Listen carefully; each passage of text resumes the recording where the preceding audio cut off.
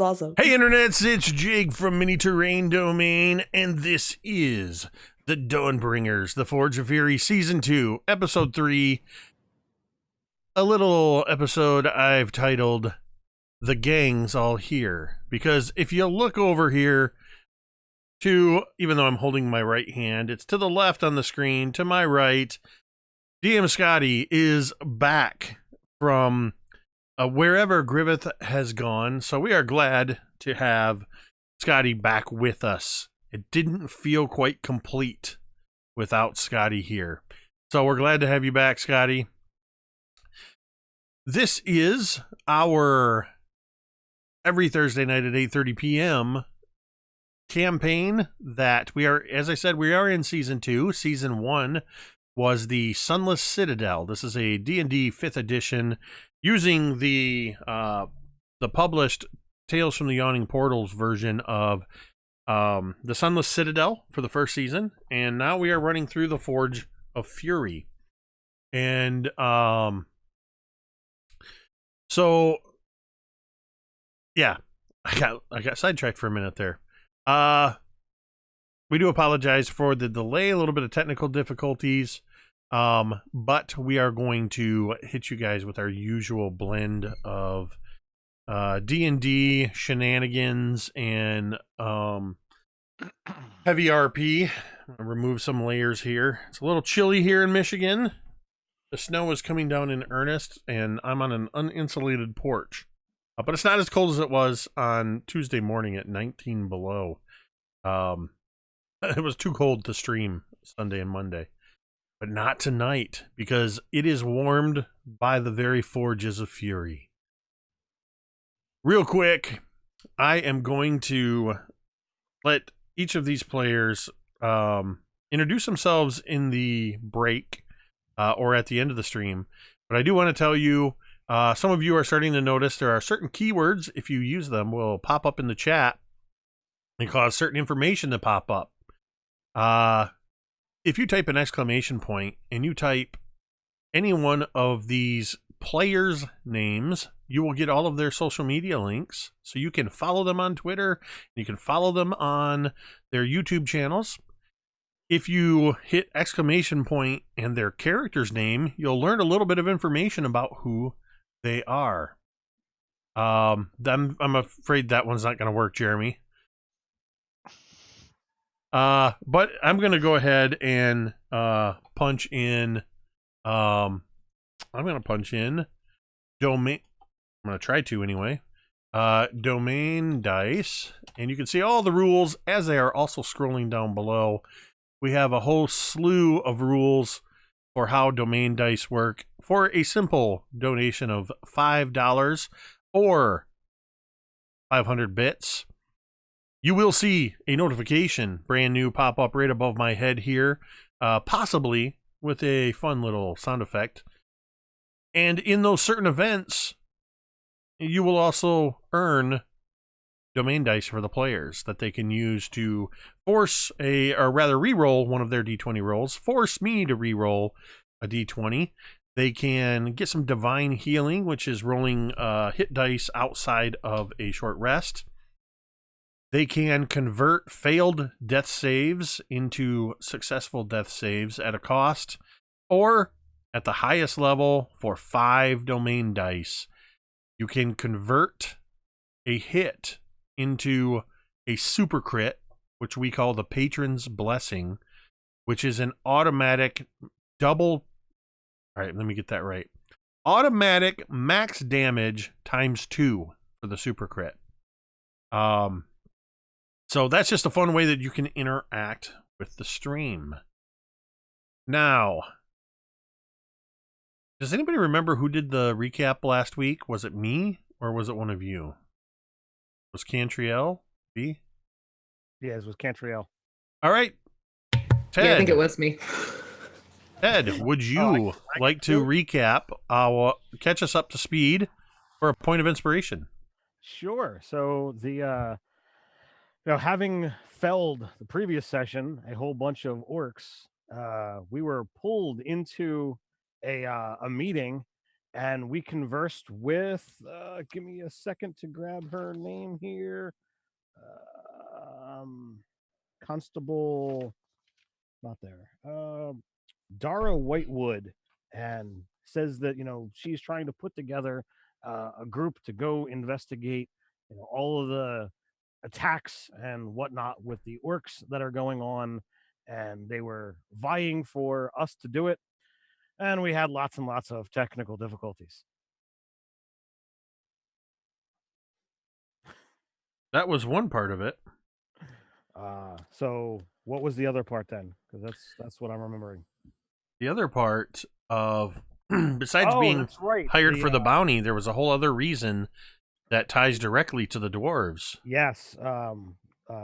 The Talmud's granda, as he called him, showed up, Keldigan Tome, and said that the orcs were actually investigating a mountain, trying to find an ancient artifact that was buried within, and Thorgarn, who very much loves his ancient ancestor Vondran Fohammer, got super excited and nervous that the orcs might be trying to actually find said Fohammer, a mythical, potentially legendary, non-existent dwarven artifact. And he is very much interested in trying to prevent the orcs from gaining power and potentially stopping them from getting anything that might be a possible dwarven relic. And that is absolutely correct. Take your point of inspiration for that, and thank you.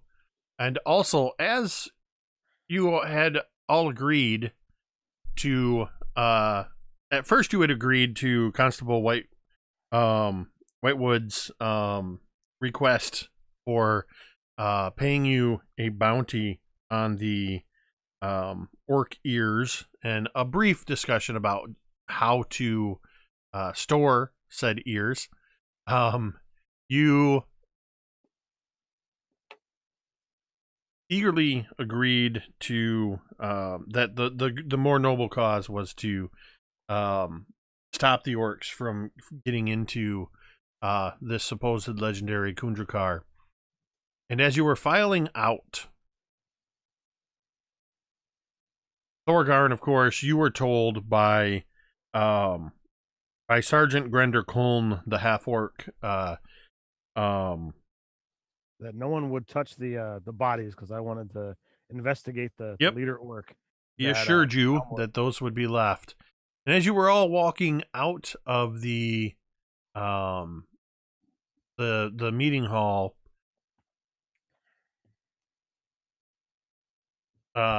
Talmud's grandfather also whispered, not so much whispered, but just kind of in a almost stage whisper to Cantriel, "You look just like your mother." And she found out that her family, who had gone missing approximately 100 years ago, had passed through Blazingdell, that Talmud's grandfather knew her parents. So another little piece of Cantriel's story has become revealed, and Cantriel has learned a little tiny something. And we're going to pick up at this exact moment as you are heading out of the hall, Talmud and Thorgarn, and sort of lumbering behind them. It'll take just a moment for Cantriel as you were kind of held up.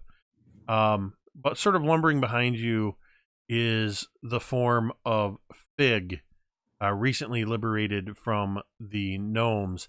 And at a viewer request, Megan, could you give us a description? Everybody knows what a dwarf looks like, or the elves and humans, but people didn't quite catch the physical description of Fig, who is this sort of clockwork entity. So as you are ambling out behind Thorgarn and Talmud into the afternoon sun, give us a description of Fig. So Fig is not very tall. I believe I said that Fig was only about 5'7", 5'8". Fig is humanoid looking, in that he has 2 arms, 2 legs, a head, and a torso-esque shape. Now, he is very much patchwork of all these different pieces of metal and cogs, and and it's all of these bronze colors that kind of patchwork his body together. And you can see some sort of semblance of what might look like armor, though it appears as though it is part of his body. And that's just how he was created.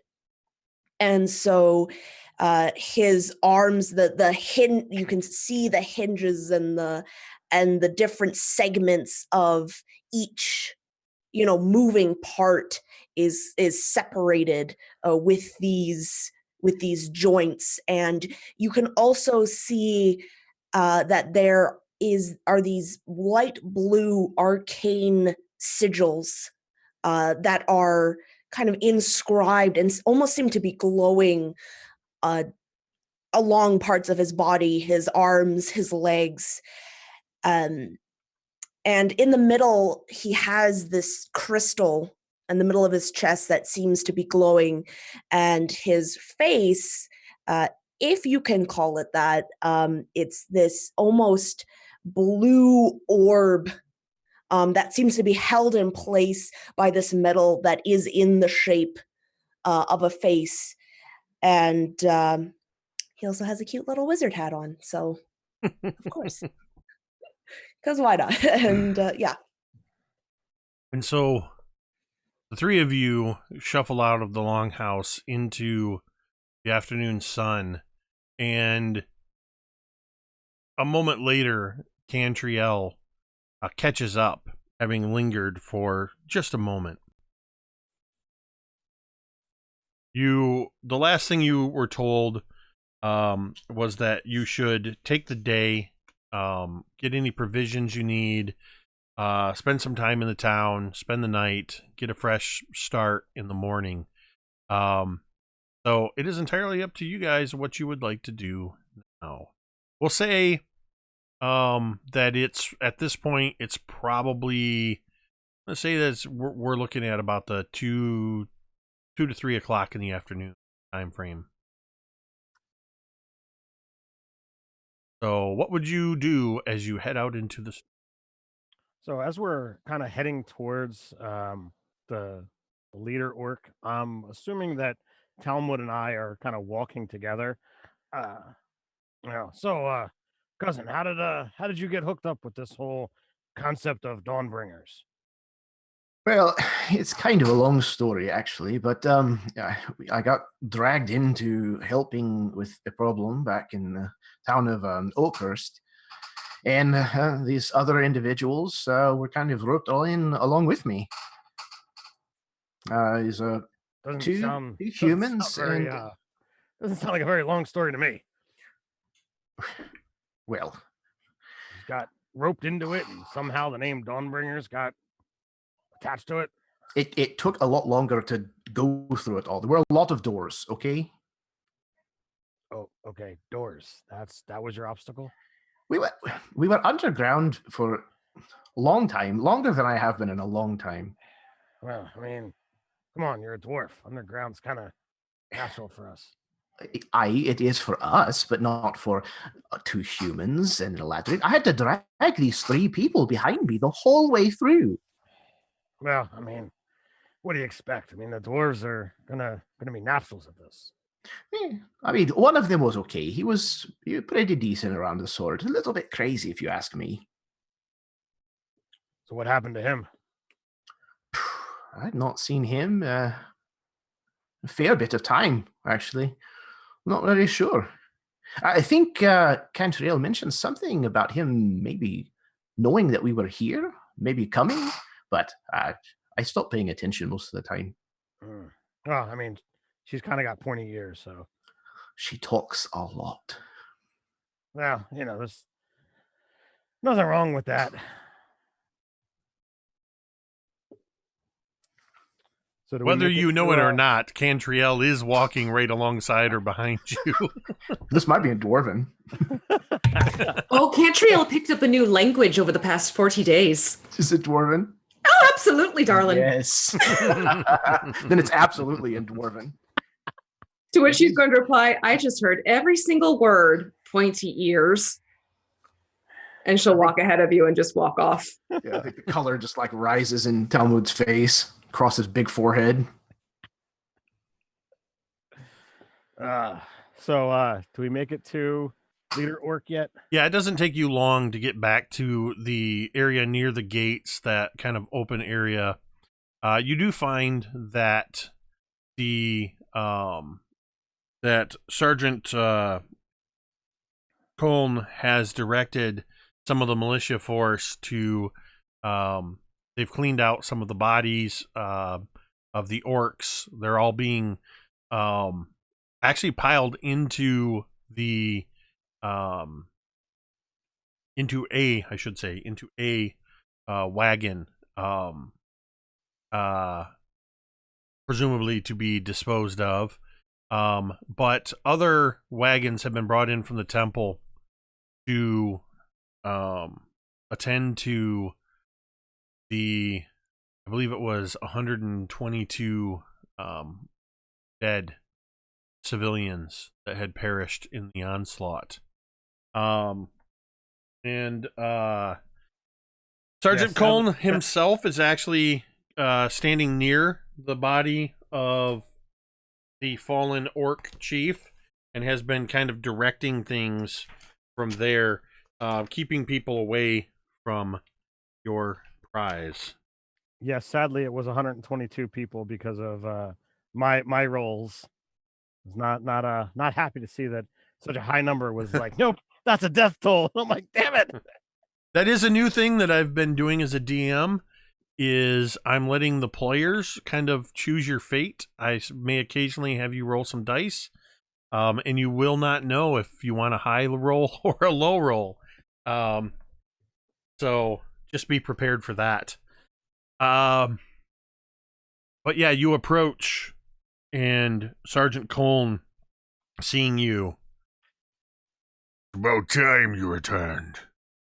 Wasn't intending to babysit this dead orc all day. Well, you could have let me just look at it instead of having the constable force us away, and then you would have been free to do as you please. Whatever sure Constable Whitewood wants to do, I obey her orders. I serve hers and not you, dwarf. Well then, half orc, you could then not complain to me, since it was at her command that we leave off.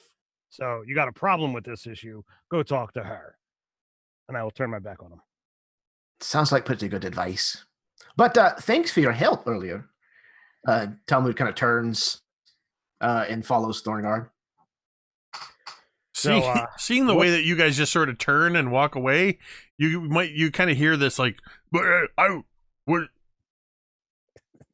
dwarves, as he walks off. Oh yeah, now there's two of them.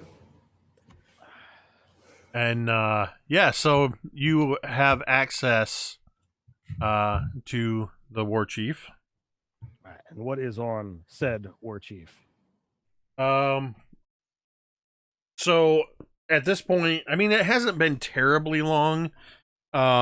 So you only have a few flies to contend with.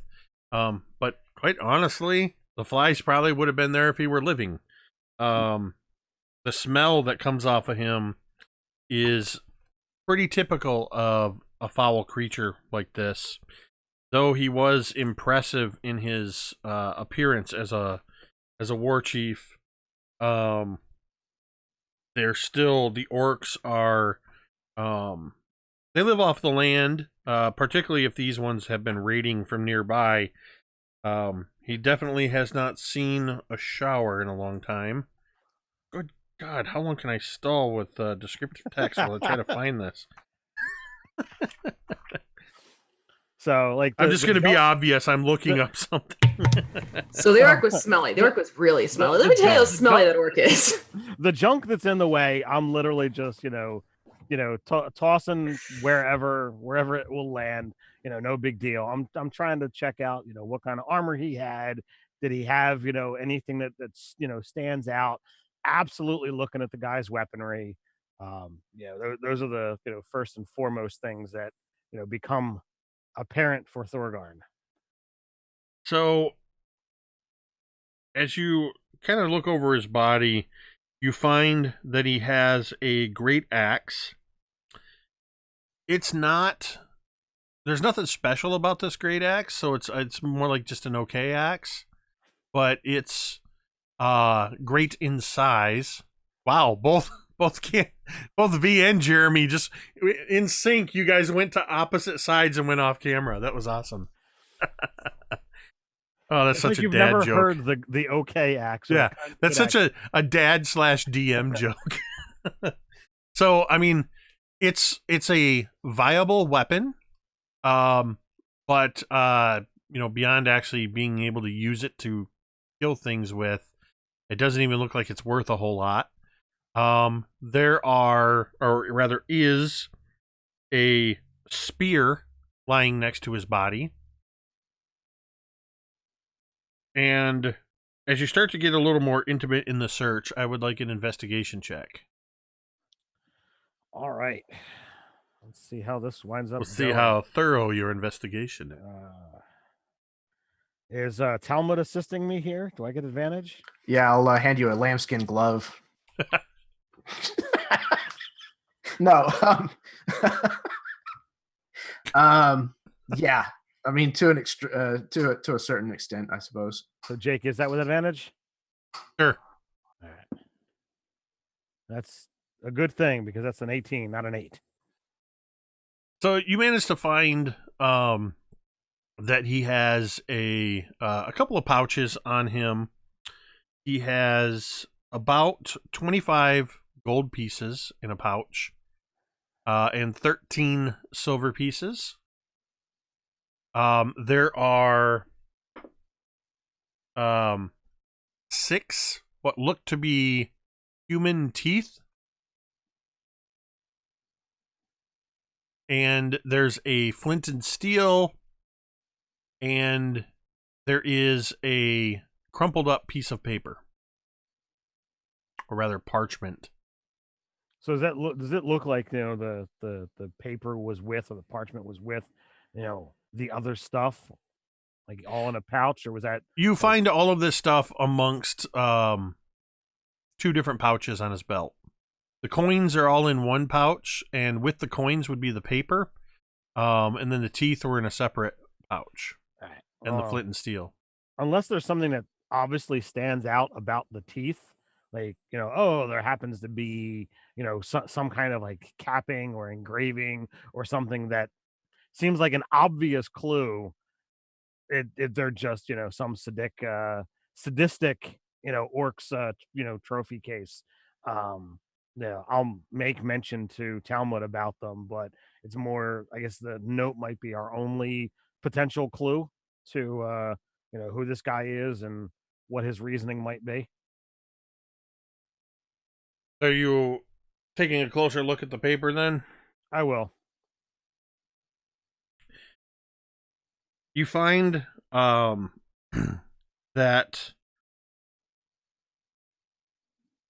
on this piece of paper, it's a very crude drawing of a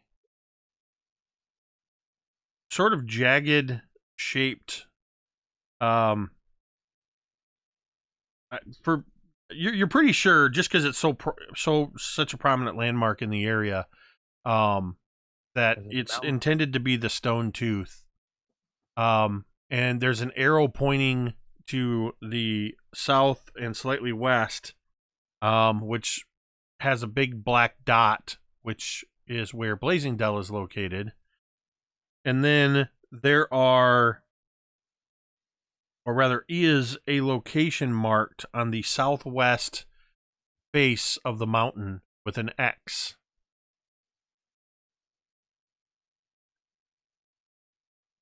Okay, then. As you're seeing this, and Mr. Megan, just reach back with a kidney punch.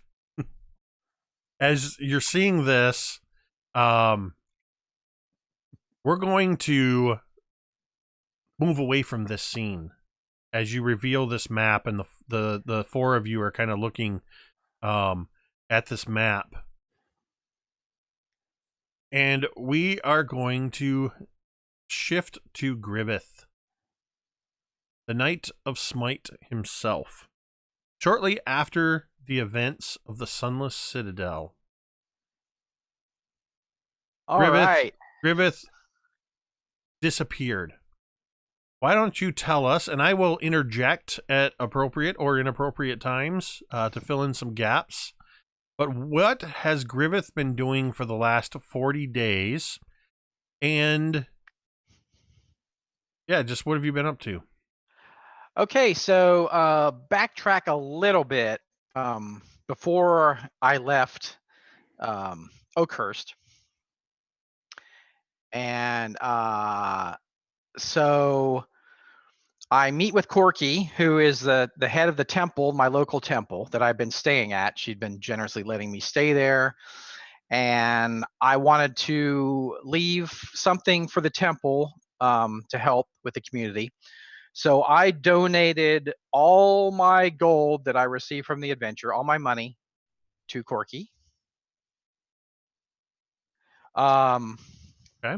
I also gave her, since I have the new sword, I picked up Sir Bradford's sword. And I'm trained in those kind of weapons, in martial weapons. I was a soldier and throughout my life, so I'm trained in many weapons. But I left my Morning Star with the temple, so she can either pass it on to another initiate, or if they would need it or anything, or just keep it for me for one day if I ever come back for it. Does she agree? Oh, I'm sorry. Say that again. I leave my Morning Star with the temple.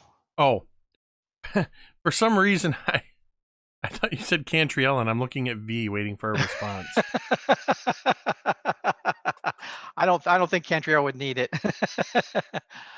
So she can do with what she likes. She can gift it to another warrior of deserving, quality, or she can sell it, or she can, whatever she wants to do with it. I'm gifting it to the temple. She does accept it, and her intention was to simply within the temple.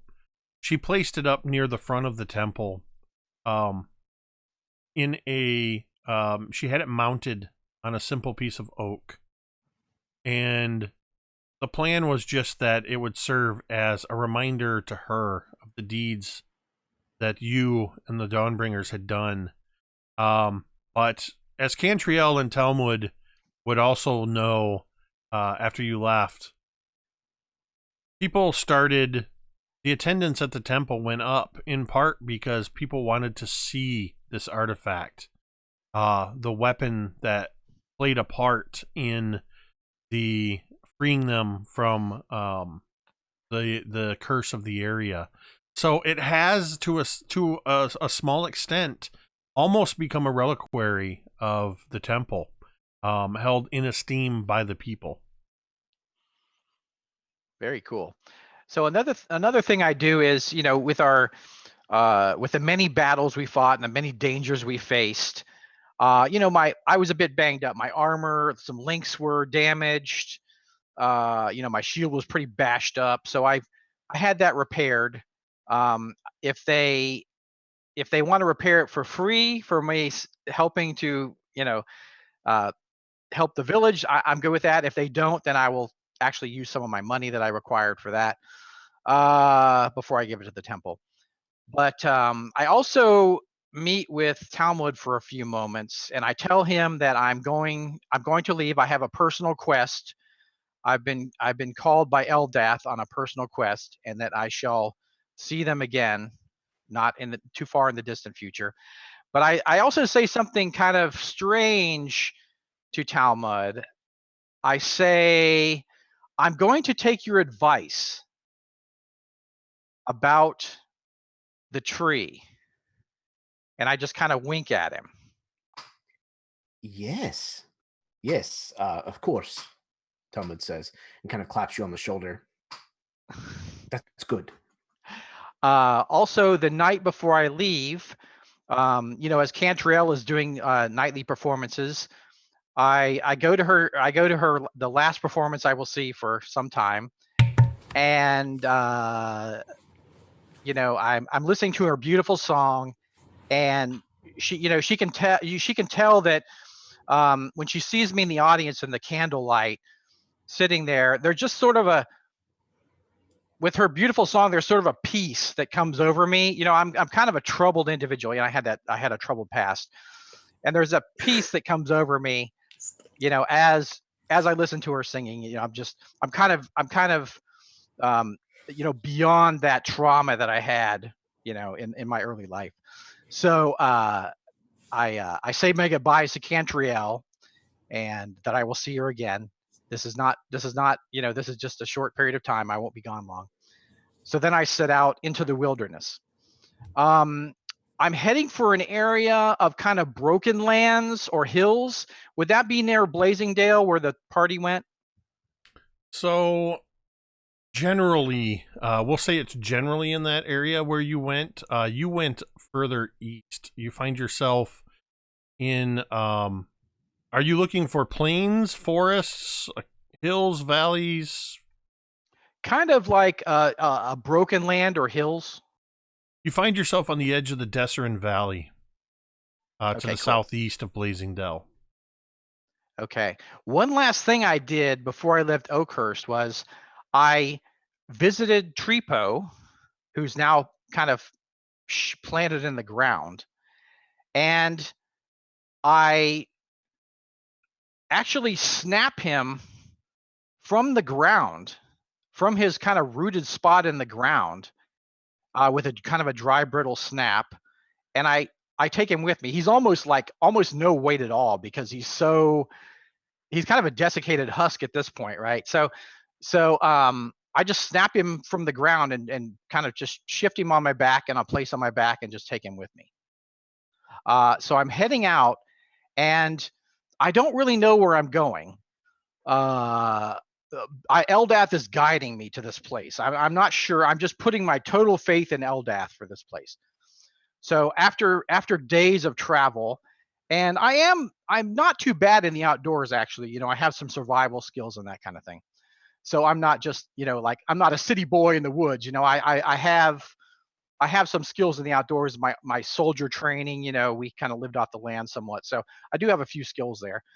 But so I'm just kind of aimlessly traveling, and then I get to the valley you're talking about, and I'm following I'm just kind of following this path, right? I don't know what's leading me, but it is. So I get to a place where the rocks are in a certain configuration that it's like it's near a stream, right? And the rocks are in a certain configuration where this cave is like hidden by the rocks. Think about Labyrinth, when she looked at the wall, it's like it's just a wall. It looks like that. Like if you didn't, you'd almost have to have super luck to stumble on this place.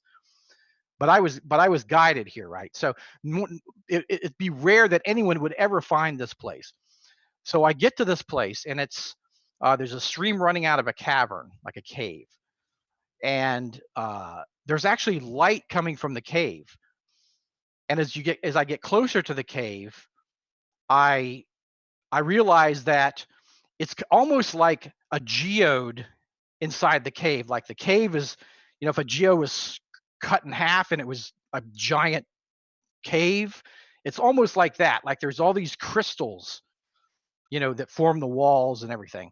And the little bit of light that streams in kind of hits those crystals and bounces in all directions and actually lights this cavern up. So as I journey into this, there's kind of almost like a crystalline beach there in the cavern. And I kind of instinctively know what to do. I instinctively know my calling here. So I begin to strip my armor off slowly, methodically, carefully place it against the wall. And the only thing I'm down to is my holy symbol, which is a silver holy symbol of Eldath, which is like a waterfall, and my loincloth, which my loincloth is very interesting because since I'm a grappler wrestler, they tied it a certain way so it wouldn't fall off when you're wrestling, right? So I have this really tight kind of elaborate loincloth. You So I'm are down to painting that. a picture, I'm down to my that. friend. You are painting a picture. Continue. So it's all twisted and knotted in certain ways that it won't fall off. So anyways, I slowly step into the water, and suddenly at the far end of the cavern, water starts to pour out like a waterfall that wasn't there before. And I don't know where it's coming. Is it coming from Eldath herself? I don't know. But it's magically starts pouring out of the end of the cavern. And I'm kind of walking into the cavern, and I'm holding the sword that I found, the magical sword. And I walk into the water under the water, and it's almost like a baptism. The water is just coming down, coming down my body. The light is reflecting all through the water and all through the crystals. And I hold Sir Bradford's sword, and I said, and I'm thinking about what I did to Sir Bradford. I killed Sir Bradford. Sir Bradford was cursed, and I killed him, and I took this sword, and we may have been able to save him. I didn't know that at the time, so that has played on my conscience. So I'm offering up this sword. This sword will be for justice. It's going to be a tool for justice and right. And I'm renaming this sword Bradford's Honor. Okay, so I'm going to call this sword Bradford's Honor. Also, I take something out of a pouch on the shore, and I bring it to the waterfall. And I open my hand, and it's a large seed, and water is falling down on this seed. And I'm asking Eldath to cleanse the seed, bless this seed. Does she? So I'm going to have you make a... Actually, I'm not going to tell you what to roll. I want you to tell me how would you, using your skills and abilities that you have at your disposal, you will have to roll for something. Mm-hmm. How would you make this appeal?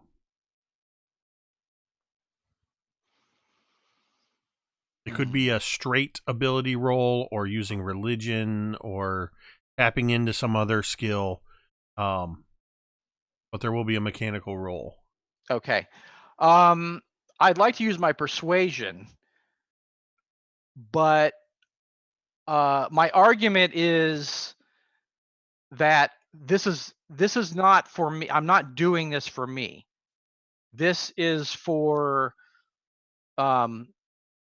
my friends, and I want to use this seed to heal, not to hinder, not to hurt.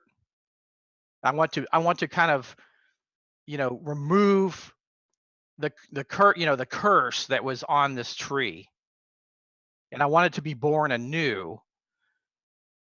But be a tree of life and love and a gift to the world, and not a curse. All right. What's higher, your charisma persuasion score or your religion score? My persuasion. Are you trained in persuasion? Yes. Then make a persuasion roll. And I'm going to let you do it at advantage. Oh, okay, cool. Okay, I got a 20. Before you, as you have entered this place, following the path that you are certain that Eldath has laid before you. You come to this cave, you strip down, you enter the waters, and you pray Eldath's blessing across the blade formerly known as Shatterspike, asking for Eldath's blessing as you rename it Bradford's honor. And then you hold this seed that rolled away from the Gothias tree when it was reduced to ash. You hold it in the water. The light that has been pouring through begins to almost blind you as the water and the light intermingle. And you can feel it coursing over your body and through your extremities as the light reaches both the seed in your hand and the sword in your other hand. And you hear from everywhere and nowhere at once the voice of Eldath. Your mind in the cave, you're not sure. Griveth, you have been a loyal alliance, and so I grant you this blessing upon this weapon, the honor, Sir Bradford. Use it to smite your enemies by name. You ask of me also to cleanse this foul, tainted blight that you have brought into my sanctuary. I hear your prayers, I hear your plea. But know this, Griveth. This comes at a price. One that you have already agreed to pay. Your journey, Griveth, is just beginning.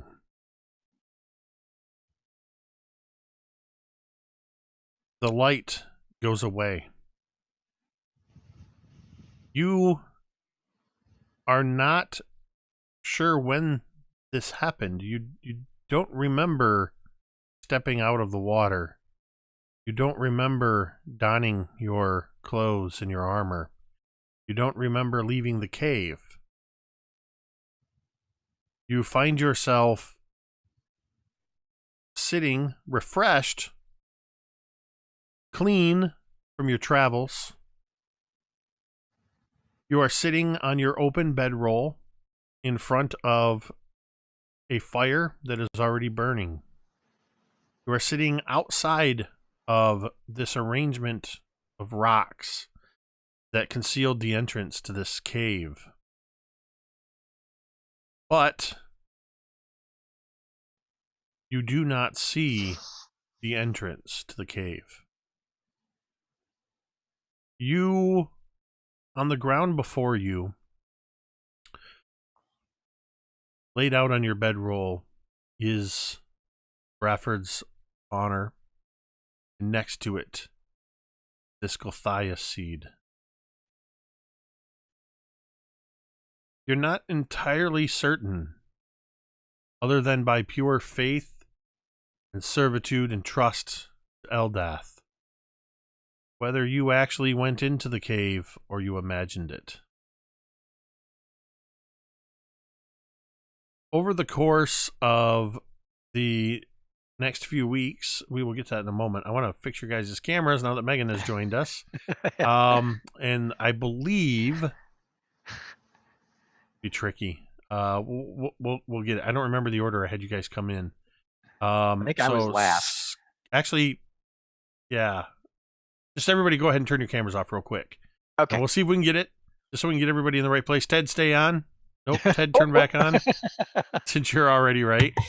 Let's see, who was the next person? Well, it doesn't matter because the order's all changed. So Megan's in the right there we spot go. now. Nice. I don't know, Jeremy.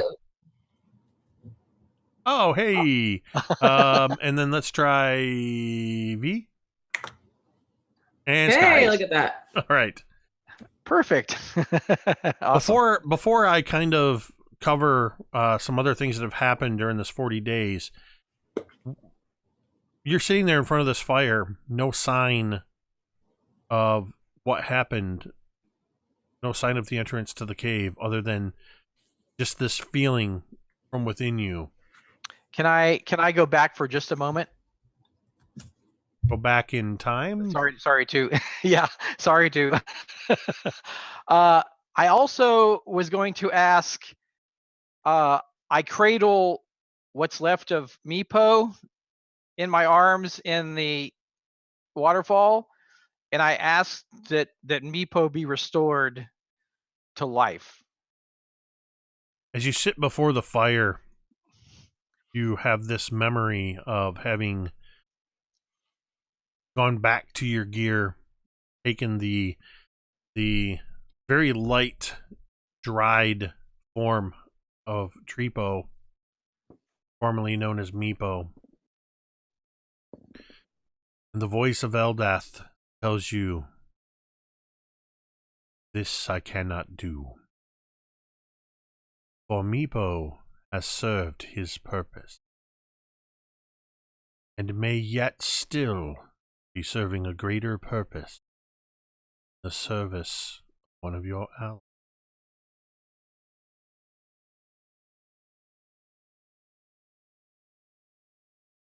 Is there anything else before I go on? That's it. Sorry. No, that's fine. No, that was absolutely awesome. And I'm going to grant you a point of inspiration for all of that. As I said in the chat, Scotty likes to keep us all surprised, so that was the first time I heard a lot of that too. So it was absolutely awesome. However, over the course of the 40 days, some of which was spent in journeying here, and some of which is spent journeying towards where you knew your friends had gone, to the town of Blazingdell. At the end of the first week, you realize, and most of this was spent in travel to the Desserin Valley, you find your nights to be restless and plagued with dreams of a looming darkness that waits just beyond the horizon. Shortly after waking each day, this dream fades into the distance, but a small portion of it has taken up residence in your subconscious. And it's night after night after night. By the end of the second week, the nightmares are persisting. The dark presence that waits on the horizon is like a storm that threatens the entirety of the realms, all of Faerun. But there's also another presence, a smaller presence, that seems to be waiting for and worshipping whatever this dark storm on the horizon may be. You have one night of respite following your encounter with Eldath. And as the memory of the voice of Eldath telling you that your cleansing of the Gulthias seed would come at a cost, the shadow of this new presence begins to seep into you and cloud you. You find yourself just slightly irritated with your travels, a little quicker to anger. Not too bad, just a little. What comes with 30 days of restless nightmares and sleepless nights. By the time you arrive in Blazing Dell, you have noticed in this last week, besides the smell, the road, the dirt and the loam and the sweat and everything that comes with traveling for so long through the wilderness, there is a subtle odor of death and decay everywhere that you go.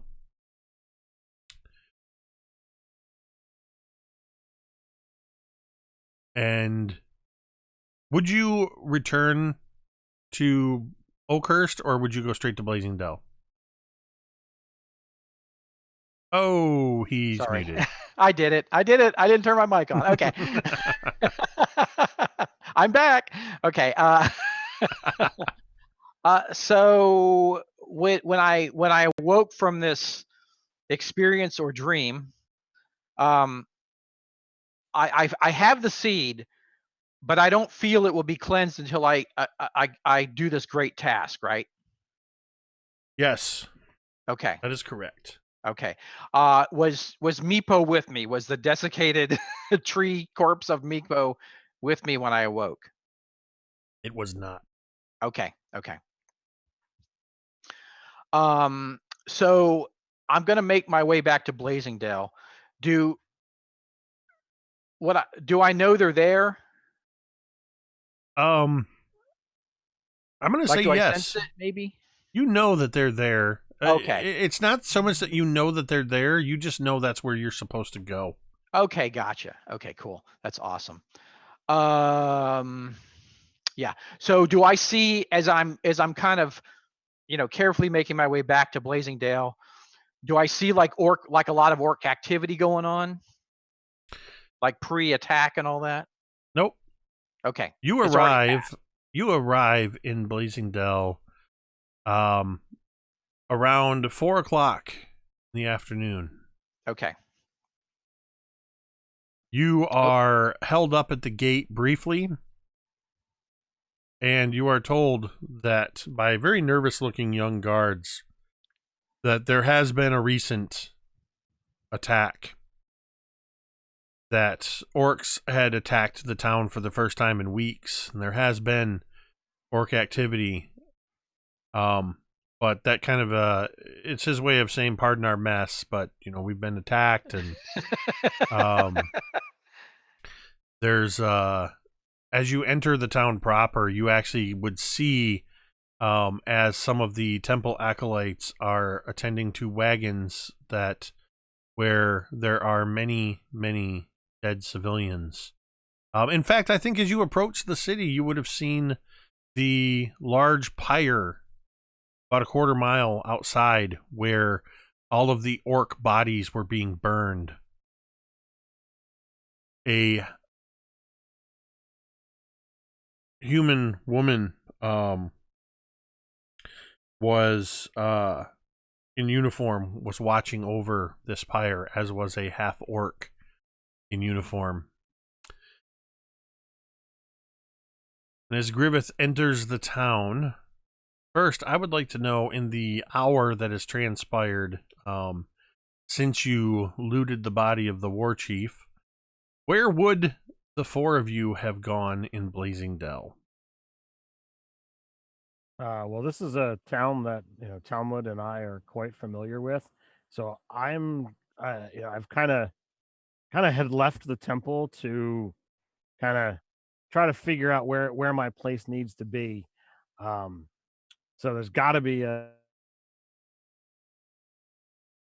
two of us are used to. There's got to be a what? You froze up for a second there. A tavern, someplace. Oh yeah, Absolutely. Absolutely. I should have known you were talking about a tavern, right? You know that the most prominent inn and tavern in town is called the Griffin's Nest and is run by Cyril Brinkdown, a female half-elf, known for delicious food and ever-flowing drinks at a price. What was her name? Cyril Bankdown, and I will put that in our side chat here. couldn't be a nice dwarven place. Despite the common misconception, Blazing Dell, though a mining town, is not a dwarf town. Though it does have a large dwarven population, it is a bit of a cultural center with people from all over the realms taking up residence here. So you guys are heading to, or would you be heading to the Griffin's Nest then? Absolutely. I So, would. Thorgarn seems to kind of be leading the charge. Fig, all of this, I imagine, is pretty new and potentially foreign. During this time, as you are making your way, following your new companions, what are you doing? What are you thinking? Are you talking to them? So let me interject real quick. I know that Cantriel was right behind Talmud and I when we were investigating the body or heading that way. So after it was over, I would have reached out to them to say, with all of this, we would certainly deserve a good meal, good ale, and I would offer to guide them if they're not familiar with the local fare.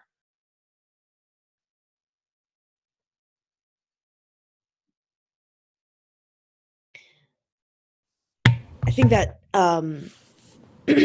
Fig would look around, and Fig's been pretty quiet, but not for a lack of interest. He's been watching the both of you, everyone, just very, very intensely, with this kind of blank look to his face, and so he would look at Thorgarn, sorry, for a moment, and tell me, is it customary for you to take belongings of those who have died? Well, anytime there's a fight, a real fight where you're, it's life and death, it is typical to the victor go the spoils. And the orcs were marauding in town. They don't belong here. So we were looking primarily to find what kind of clues that might have led back to, why they were here, where they came from. But, any coin they would have, they understand if they had, gear, something that would be of worth or use. Otherwise, it would just get thrown into the pyre. And I kind of, point off in the direction of, where they're burning the bodies. No point in having go to waste. I see. And do you expect to have this happen to you? And do you take measures against that? Well, I would think that you would not carry very much on you then. I'm going to die at some point in time. And, whoever or whatever takes me out, they'll get whatever I have. But hoping that's a long time from now. Curious. But, and you say we are going... Go ahead. Sorry. And you say we are going to celebrate. Aye, it's only right. You have a good battle, you get a good meal. You do eat, right?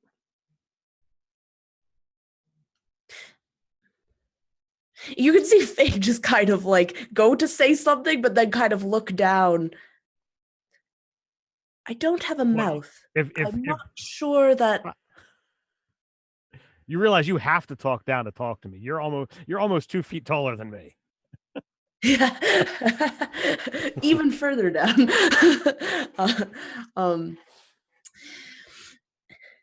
Fig, I have heard that I've heard the gnomes who I traveled with, they often partook in a certain activity where they would drink some sort of poison until their eyes became blurry and they could barely walk. Do you do this? Not familiar with drinking poison on purpose, but you might be thinking about ale or alcohol. Is that what they referred to it as? Yes, ale. I think that's what they called it. Well, I mean, that's not poison. I mean, it's it's kind of a normal thing for a lot of different folks. Basically, water. Well, the dwarves, maybe. Water has a very strange effect on you then. Well, I would love to see this. I am quite interested to see how you celebrate. So you had said that you don't have a mouth. How are you generating? Are you? You see that, like, fake. So there's this kind of cover, just this kind of orb, and then surrounded by metal to make it kind of look face-like. So you have you have eyes, but you don't have a mouth or a nose. You just Yeah, blank? essentially, it's just kind of like this orb that's in place. So going back to you saying that you don't have a mouth. He kind of Thorgarn takes a moment. It looks like you don't have a mouth. The gods must have cursed you, huh? Will that be a problem? Only for you, lass. No, you're not a lad. Only for you, sir. Only for you.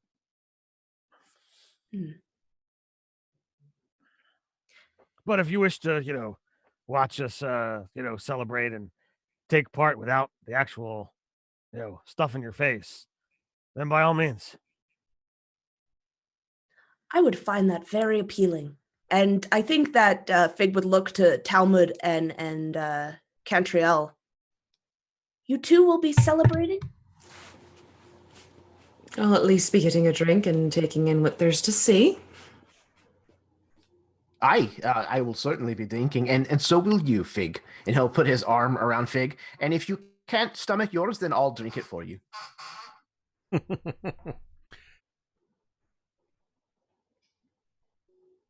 So you all head into the Griffin's nest.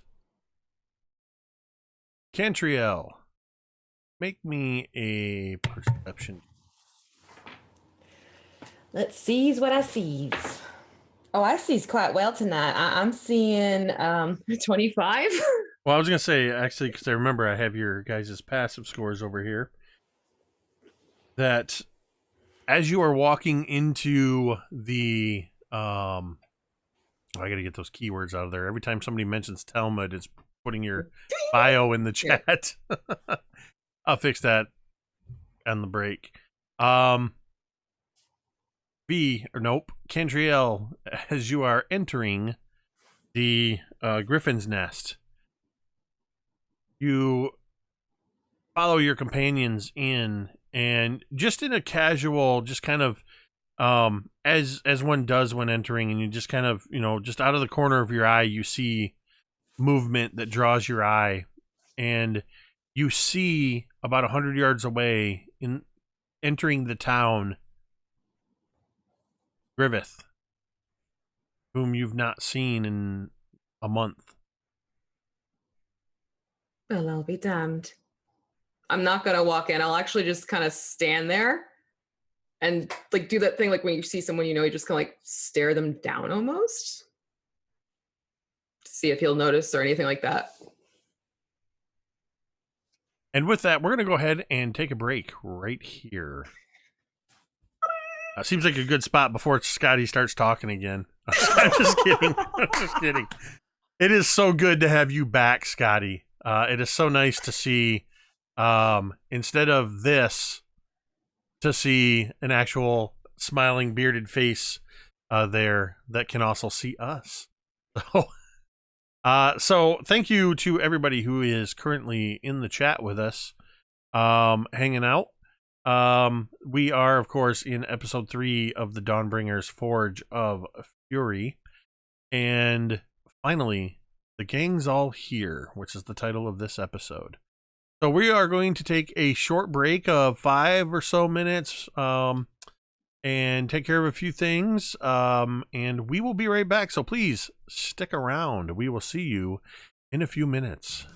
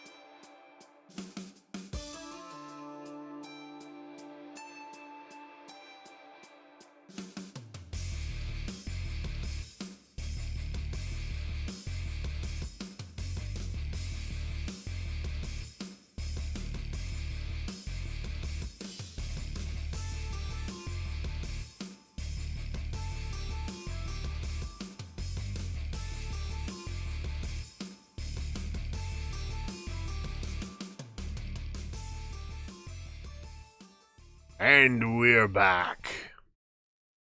All right, we are back and continuing along with the adventure. Nope. Man. I tried to correct V in my mind and it came out Vi to Cantriel as the others are entering the Griffin's Nest Tavern has just spotted our friend Griveth across the town square. And what are you going to do? What is he doing at this point?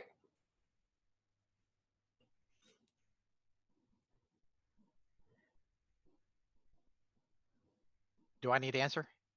I'm not going to tell her what you're doing. It's your character. I mean, it's your PC. It's, your prerogative. Okay.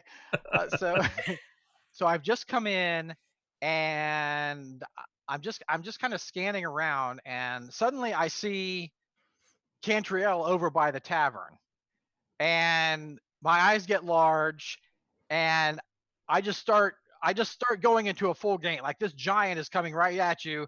I'm 6'5", huge. I got a huge build. I'm just running straight at you. What do you do? I'm gonna just stand there, kind of like cross my arms and get a smirk on my face, because from my angle, this is looking very much like a Great Dane puppy, almost. So Griveth gets to you and is like, Cantriel! And he like just grabs you in his arms and just. Can I do like a quick duck, because I'll see it coming? Oh. Okay. So you duck, and he. Well, I think we should roll to see if I hit or not. I was going to say, if you're trying to dodge, you make a Griveth make a grapple check. Okay. versus a dexterity check. Oh, okay. Oh, I rolled a crit. You did not. I did too. Scotty has just rolled a crit to hug. Oh boy. He falls back on his wrestling. Critical hug. I need a skilled artist to draw us a critical hug t-shirt. Oh my god. Okay. So I just barrel into Cantriel, but I don't smash her. I just grab her up in my arms, Cantriel, and then realizing that our dwarf is probably in the tavern, I've actually got you in one arm, right? Oh my god. And I just smash into the tavern. The door goes, it doesn't go flying off the hinges, but it goes flying open. And I see Erasmus, or I'm sorry, I see Talmud sitting there at the table. I'm like, Talmud! And I jump over and I just give you this huge. So I've got Cantriel in one arm, and I'm behind. You're sitting there as picture at the table. I just leap over, grab you with the other arm, and I'm like, Talmud! Talmud sticks his beer straight out away from him. What's the ale?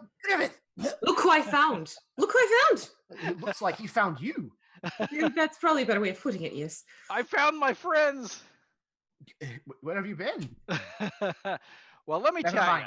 So I let you all go. I was gonna say, is this like while we're like? So in the couple seconds that the charging through the door happens. Yeah, it's a little scary. This armored warrior is holding a potential companion of mine. He attacks Talmud. There's a moment that Thorgarn like leaps to his feet. His weapons are almost to his hand before he hears my friend and then puts the people down. Thorgarn, I'm only going to make you do this because you specifically said you didn't have this skill trained. Sure. I want you to make an insight roll. No, I have insight. Oh, you have insight. Yes. Okay. Well, I'm still going to make you do it. Okay.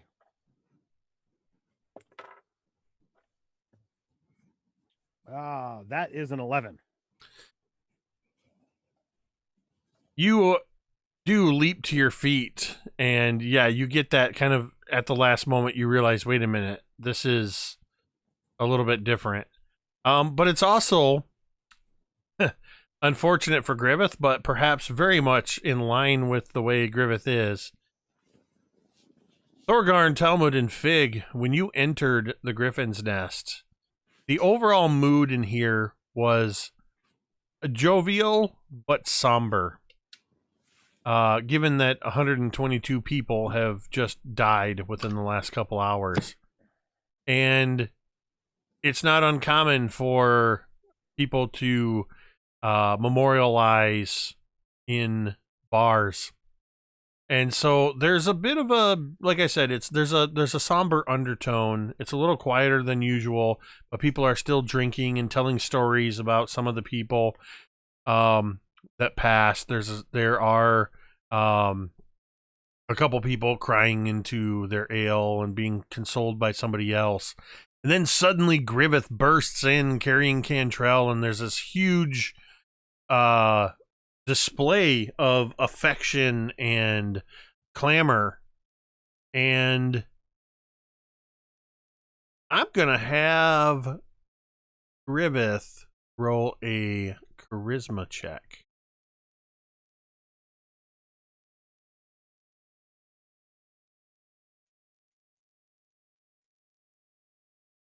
Gotta say it unmuted so we can hear you. That'd be just straight charisma, right? Yep. Okay, that is a 12. There's a little bit of everybody just looking at you like, what? What is going on? And then you start to hear murmurs as people specifically are pointing out Talmud, Thorgarn, Fig, and Cantriel as they were there. The ones that killed the big orc. I think they saved us. And you've already noticed, Thorgarn and Talmud, that the bartender would not accept any coin for your drinks. So you are being held in a little bit of high esteem. I'm gonna insert this in there and let you say one way or the other. But given how short I am for a dwarf, I'm gonna say that there's already like a camaraderie, maybe not more than friendship, but a friendship with Saril. This is my chosen drinking hole. We're on good terms already. I now see you as that little creature whose name I forget in Star Wars in the cantina scene that's reaching up, the little bat-like creature that's reaching up to the bar with two hands to take a drink. Yeah. So, what are you going to do now that Griveth has joined the party? I came here for a meal and a drink, and since this human's not threatening my my friends, companions, what have you, I guess he's welcome to join us, but I'm still concerned about eating and drinking. So yeah, I still haven't caught on yet. I'm just so happy to see my friends, and I just plop into a chair. It kind of creaks under my weight, and I just slam on the table. I said, "Drinks for us all!" And then, and I look over at Talmud, and I say, "Can you pay for the drinks? I don't have any money." Well, you do actually have some money. Wait. What did you do with all the money I gave you, Griveth? I gave it to the temple, of course. He spit takes like all over the table. I'm sorry? Kind of mops up with his beard. It's what I do. Careful there, Griveth. You might break them. You gave it all away. Wait a minute. Who's this other dwarf? Does he look like Talmud? Not remotely. Okay. And he like barely coming above the table. So right? yeah, Griveth, you absolutely notice that Cantriel and Talmud are joined by a short dwarf and a vaguely humanoid conglomeration of metal. Okay, so I noticed the dwarf first. I'm like kind of like put my hand out for a shake, and any friend of the Dawnbringers is a friend of mine. Welcome. And then I kind of look over, and I see this weird thing sitting at the table too. Is he really like straight, kind of? Yeah, definitely. And you see that he is just staring just right at you, not saying anything, just looking. And you're really Griveth. not that expressive, right? Because you don't have the necessarily all the features to give expression. So Griveth, I'm like, Griveth, make me a history check. okay. Well, let me hold on. I don't want to take your agency away. Okay. If you would like to, you can make a history check to determine if you've ever encountered constructs, or you can choose to have never encountered constructs. I don't want to force that on you if you don't want to. Okay, history is not my strong suit, but I did get a 13. All right, so you would have an awareness of them, having heard of them, but Big is definitely the first time you've actually seen a construct. Okay, so my mood changes a bit as I look at this thing, and I go from kind of a happy expression to just kind of like puzzled and almost suspicious look. Like, what is this? Like, my face is without me saying it, my face is kind of saying like, what is this thing? Like, Griveth, this is our new friend Fig. Fig. Fig, yeah. Interesting. Hello. He was quite helpful. Fig, why don't you tell him? Sorry. Why don't you tell him your full name? My full name is Figure 2 Prometheus. But I have gotten and he would pause for a very long time. And you can see like the word, like the cogs are kind of turning literally. I was gonna say, can you literally see literal? You literally can see the gears turning. The intuition that my name is too long, so people call me Fig. What is your name? Sorry. My name is Griveth, and I am a living being, and you are not. You're a toy, a contraption.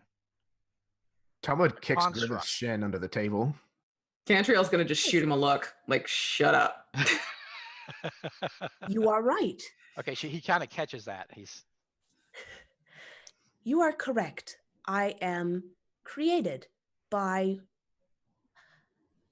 one of your kind.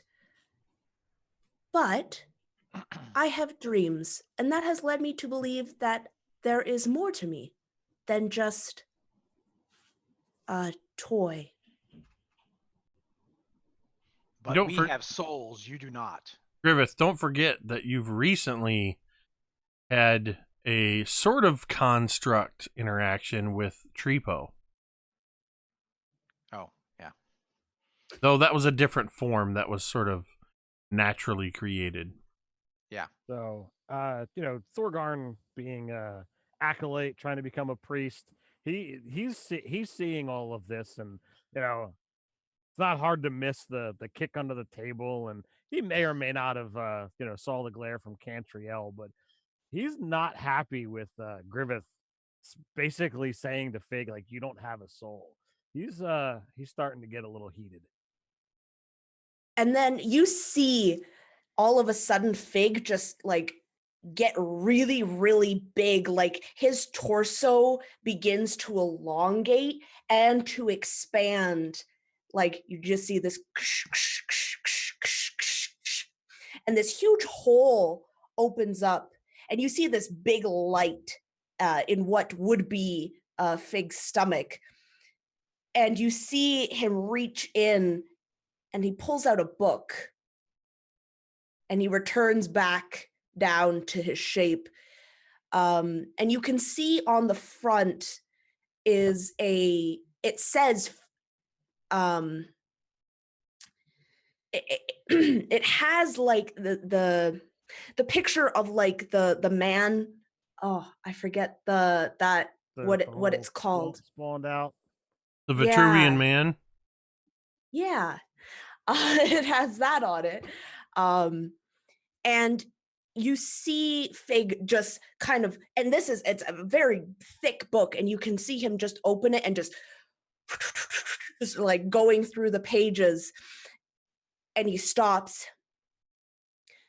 You mentioned a soul. I have read about this in the book that my creator has left for me. I would be very interested to know more. You seem like you are the judge of who has a soul and who doesn't. I would be so looking forward to learning more from you. Now, don't let this human tell you whether you got a soul or not. I'm actually going to agree with the dwarf on this one. All right, this sounds like a discussion for later. But yes, we're here to drink and to celebrate. Yes. If you've accepted this contraption into the group, I am more than happy to. Fig is a friend. Call him a contraption one more time, and I'm going to kick you to Kingdom Come where it hurts. Well, Griveth, why don't you have a seat?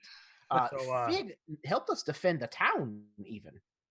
So I'm gonna put this out there. You two, and I kind of point to Cantriel and Talmud. So you obviously know this human. Of course, it's Griveth.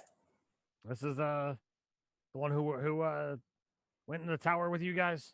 Yes. Okay. Should we see if he wants to come kill some orcs with us? Oh, it's most Griveth. definitely. You want to fight Most orcs? definitely. But we have something to discuss. Yes, like where have you been? There's something rather distinct about you lately. And then you notice what it is. You didn't catch it at first because of all the commotion, but you notice that Griveth is totally healed of all his scarring. Like he used to be very scarred from his numerous battles as a soldier. His face was scarred. He was missing part of his hair. But all the scars are gone. Like he's quite handsome, actually. He was fairly handsome with the scars, but he's even more handsome now without all the scarring. But yeah, he's quite striking. But yeah, that's something you notice, that something has definitely changed. Well, yes, you look different, but have you bathed recently? I have traveled far in my armor, but I cannot talk about what happened with me. It is deeply personal, and it's not something I can talk about right now. But I do need to tell you guys something. I've been having dreams of late, and something dark is descending on this area. Something bad is coming. I don't know what it is. I can't remember. They're more like dreams and portents and omens, and I can't remember when I awake what exactly it is. But something bad is coming, and I need you guys to help me figure out what it is. Is this Eldath coming back into play? I don't know. Well, we have a little bit of business to attend to up on the mountain, and you're certainly welcome to come with us, Griffith. We'd be glad to have you. But, definitely I will come with you. Maybe we can look into your personal darkness along the way somewhere. Yes. Perhaps these orc attacks are kind of the symptom of this scourge that is coming upon our land. Could be. And I kind of look over at Fig and I say, I want to apologize for my behavior a minute ago. You've been accepted by my friends, and if any friend of theirs is a friend of mine, I am deeply sorry. You see Fig kind of glance at each of the others and then look back at Griveth and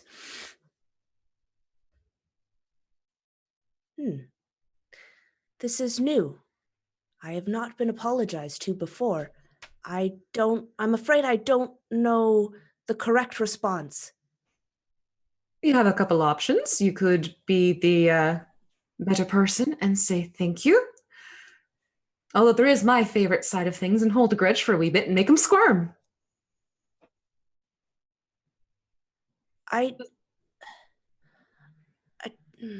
And you can see Fig kind of start to reach out towards Griveth. I have never seen a human squirm before. How shall I place my hands? Oh, you don't have to do anything to him physically. Just let him sit there, and soon enough, something will happen. But that's more an optional approach. Usually thank you's the best way to go. Thank you. So, Griveth, if that's who you are, we're gonna have a meal. We're gonna get ready. Upon the morrow, we're gonna set out and try to deal with these orcs. What is it that you do? I see you got, armor and weapons there, so I'm assuming you can fight. I can hold my own. I am a messenger and I'm a messenger of Eldath, and I preach the word of Eldath and protect the weak. How common is Eldath as far as religions go? She's more obscure, a little bit more obscure, I would say. Let's see here. All right, well, a natural 20 on my religion roll. I'm gonna assume that as an acolyte. I've heard of her. Oh yeah, I was gonna say you would probably have heard of Eldath. Yeah, she's not the biggest god, but she's She's So- not the Not biggest, unknown. but she's the best. Yes. Oh yes, of course. Oh. About my person, there are a couple holy symbols around my neck. If you wind up looking, of Moradin and Clangadin. With that roll, you would actually I respect all gods. with that roll, Thorgarn, you would actually know that Eldath is the goddess of peace. Is typically tied to life and nature, and the symbol of Eldath is a waterfall plunging into a still pool. Oh, well then, the waterfall scene earlier was most appropriate. So I take Talmud aside for a moment, and I speak to him in Dwarvish, not realizing that Cantriel has learned Dwarvish. So I think I'm out of earshot, but Cantriel can actually hear us. So I say, Talmud, I've got something to tell you. Hi. I took a seed from the Gothias tree. Griveth. That's probably not a really great idea. I know. It may seem like a bad decision, but my intention was to cleanse this seed and then replant the tree in the name of goodness and love. And my goal with this is to heal the soul of Vi, who was broken when we last saw her. I want to heal Vi with this, plant this tree and put her soul at ease, right? But I cannot do this because there is a darkness that I must defeat before this seed can be purified. Eldath has sent me on a sacred quest to defeat this darkness and cleanse this seed. Also, I was thinking there was two things, I could kill two things with one stone, because you told me that if I gave a tree to Cantriel, that she would have affection for me. So once this tree grows, He's gonna just jump in right at that point in Dwarvish. You can keep the tree for yourself. That thing gave us enough trouble as it is, and I'm going to get up and leave the tavern. Cantriel, I would actually speaks like you to Dwarvish. make your choice, insight or history check. Yes, she speaks Dwarven, by the way. Oh, why didn't you tell me? It's a new thing. I didn't even remember. Well, to tell you. let's go with history to do an 18. As Griveth is telling you this, and this is right before you leap up, so Okay. you have an opportunity to retcon with this information if you wish. Ooh. You remember when you were in the Twilight Grove? You remember that Belloc, the outcast, who turned out to be Caleb, Vi's long-lost brother. When you first entered the grove and encountered him, he told you a little bit about the tree itself. And as Griveth says that he picked up this seed from the tree, you remember as we flash back to Belloc telling you, looking up at the tree, it's beautiful, no? It lives, though it looks dead. In an age long past, someone staked a vampire on this very spot. The stake took root. So grew the Gothias tree, reverberating with primal power for those who tap it.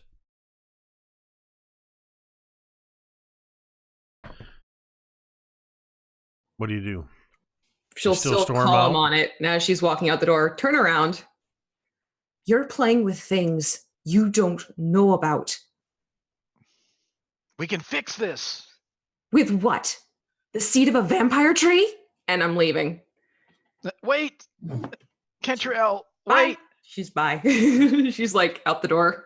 So at this point in time, the food comes and it's like, all right, there's a meal for Fig, which he can't eat, and a meal for Cantriel, who's not Which here. out there. So Talmud had claimed the Fig's drink. So as Cyril, kind of walks off, I reach over and slide Cantriel's plate and drink in front of me, and Fig's drink and food in front of Talmud. That's awesome. I love these two dwarves just sitting there while Fig looks on as Cantriel and Griveth are fighting. I just have this vision of mom and dad are fighting and the kids are just sitting there. All right, well. So let me ask this, Cantriel. You storm out of the Griffin's nest. Mm-hmm. Where are you going? I'm probably going to listen to a printer. Sorry. Probably walk over to where that fountain was before and just kind of sit and stew a little bit, because a lot has just been thrown at me between the orcs, the conversation with Granda, and then all of this coming about. I'm sorry, you're going where? Like, wasn't there a fountain in the center? Was there a fountain? Sure, there's a fountain. I don't I thought remember. there was a fountain or something. There might have been. There is now. Okay, so I'm going to sit by the fountain so I can, hear the water and just kind of collect my thoughts. All right. Inside the tavern, as Thorgarn and Talmud are tucking in, what are Fig and Griveth doing? Fig would turn to Griveth. By the look on her face and what I have learned recently, I do believe you have upset her.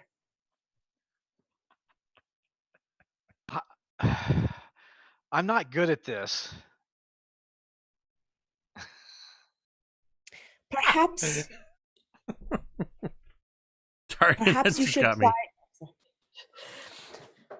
Perhaps you should try to remedy the situation.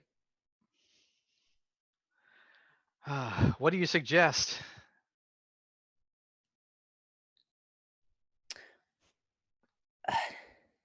Well, Don't tell him to give her a tree.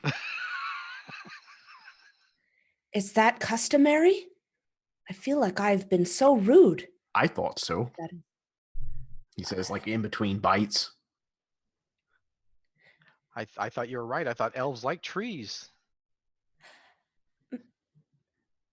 Maybe you should speak with her. And in the 20 or so years it took to grow, I thought she could finally make a decision. So Thorgarn says something in between, taking bites of food and drinking, but it doesn't come across as intelligible in any language. So, as Griveth is getting relationship advice from the dwarves and the robot, we are going to cut outside. Cantriel, you're sitting on the edge of this fountain as the water is sort of just, you're close enough that it's doing what you want it to do. It's sort of drowning out the din of the town and creating that almost like a white noise sound for you to just think. And as you're sitting there,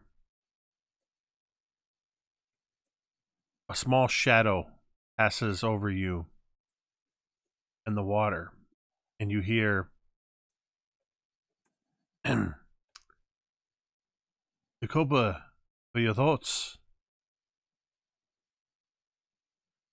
I'll turn and look around. You see a well-dressed tiefling man. His skin is a very ruddy copper color. He has two horns that are also copper colored that just sweep straight back. He holds a small hat in the both of his hands. As you turn to look at him, he just bows slightly. Pardon me. I did not mean to startle you. Tell me. Oh, go ahead. It's been a trying day. Oh, don't have to tell me. I saw what you did, you and your friends. The way you aided the defense of the town. I can tell you, Blazingdale is indebted for what you've done this day. It is said among many of the others, and I even heard Constable Whitewood say this herself. Were it not for you and your companions, the death toll may have been much higher. So for that, I thank you personally. Allow me to introduce myself. My name is Baron Elton.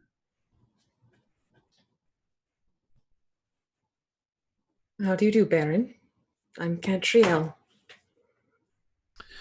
Yes, Cantriel. Name has arrived to me, lips of others. As has, well, to be frank with you,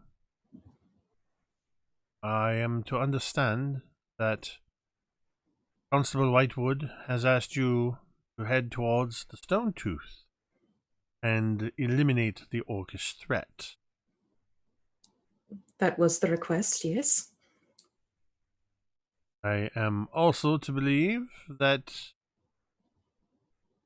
a prominent member of the Gedwan clan of dwarves has also set you to a task.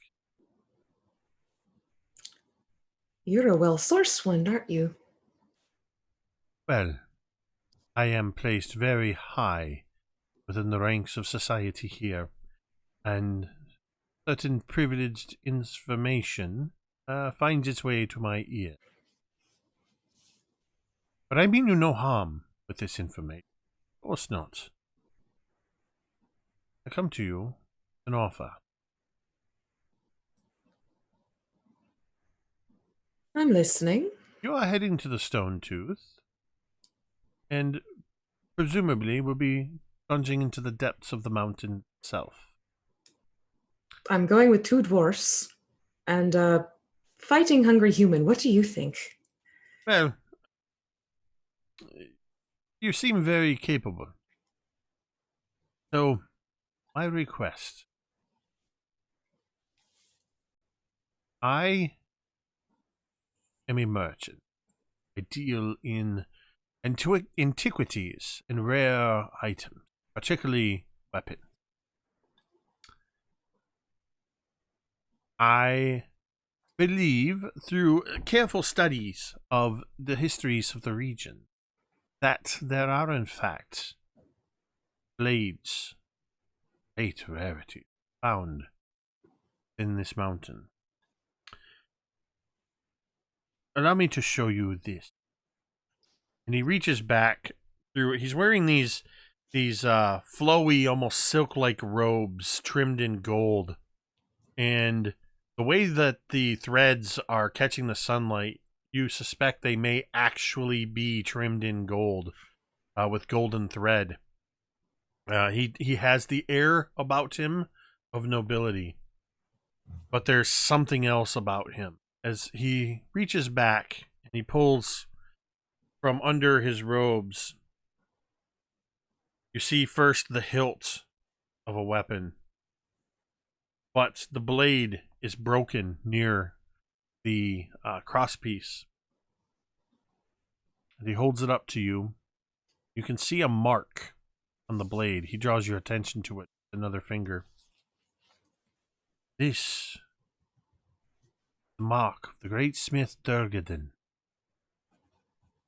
This was one of his blades recovered before the orcs began to occupy the area in earnest. All I'm asking, since you are already going there, I will pay you and your companions a fee, modest fee, of 25 gold pieces for any information you can bring me about this dwarven complex. However, you could bring me any maps of the area. Would pay you 100 gold.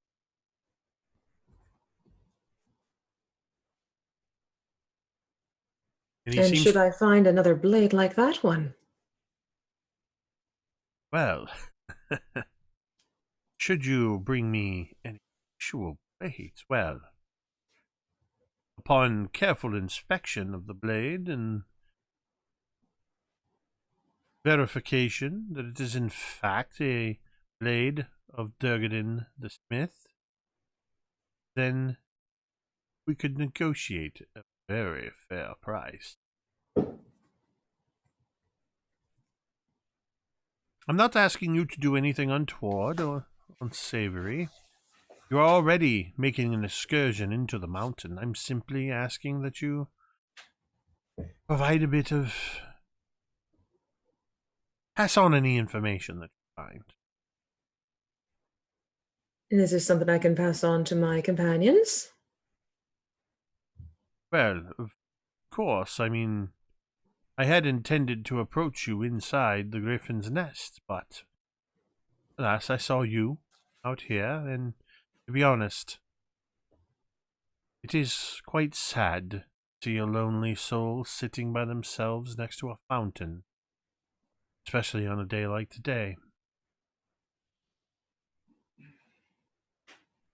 I'm used to lonely. That's sad. It's life.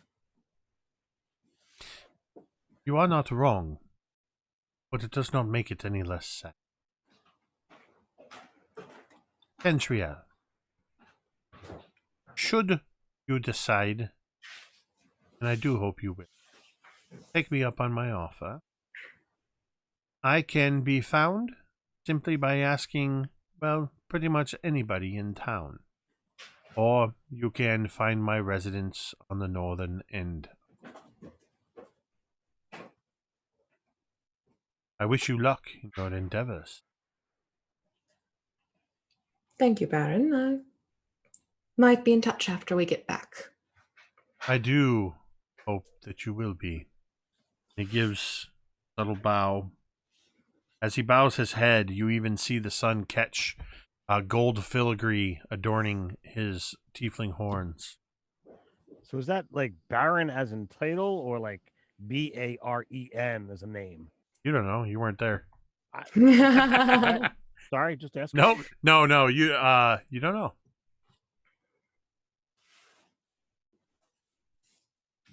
Speaking of Baron, where in the heck is Baron? Talmud. You know what? Never mind. I got this. Cantriel sorry, I just amused myself with this.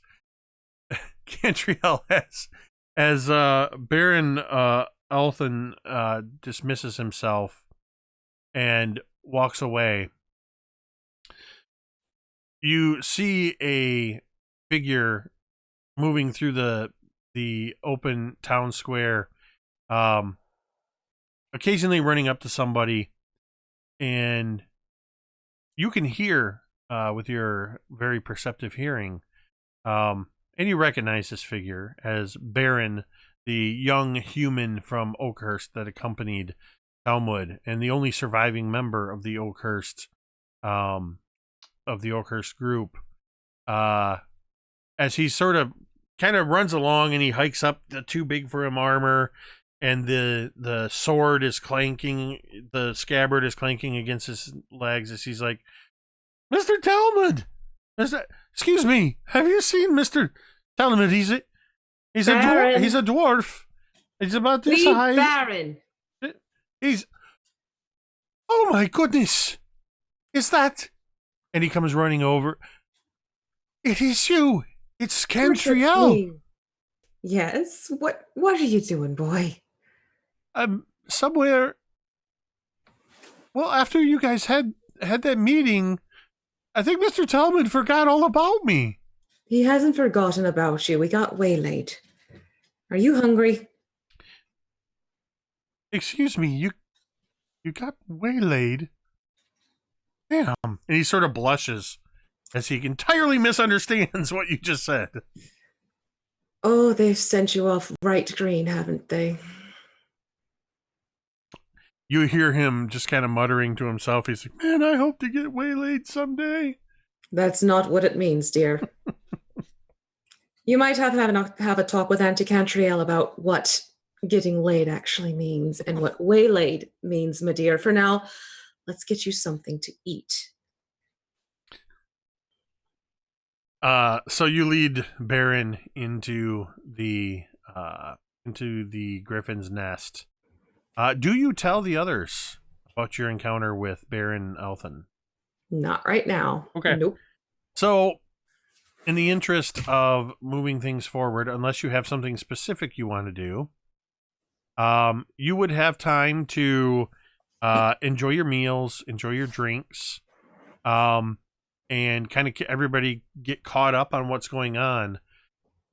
The question now is for Talmud and Thorgarn in particular, but also for the others, where are you going to spend the night? Do you stay here at the Griffin's Nest as a group, or Thorgarn and Talmud, would you go elsewhere? This is the first day that Talmud has been home in a long time. So I think after they have finished drinking here and eating, then he's going to go home to his clan's hall and spend the night there, probably drinking and eating as well. Oh, absolutely. So, Thorgarn is kind of interested and intrigued by these new companions. He's obviously seen some change in demeanor and confidence in Talmud, but he knows that connection's not gonna get any different or any stronger than it already is at the moment. So he's gonna try to figure out these three companions here, and he'll spend as much time in the tavern talking and kind of getting to know them, seeing what they want to know about him. So he'll talk long into the night, and as long as there's coin, or as long as Cyril is not offering, or not asking for coin, um, he'll continue, long into the night, until finally it's like, all right, I guess we need to get some rest for tomorrow, and he'll get a room.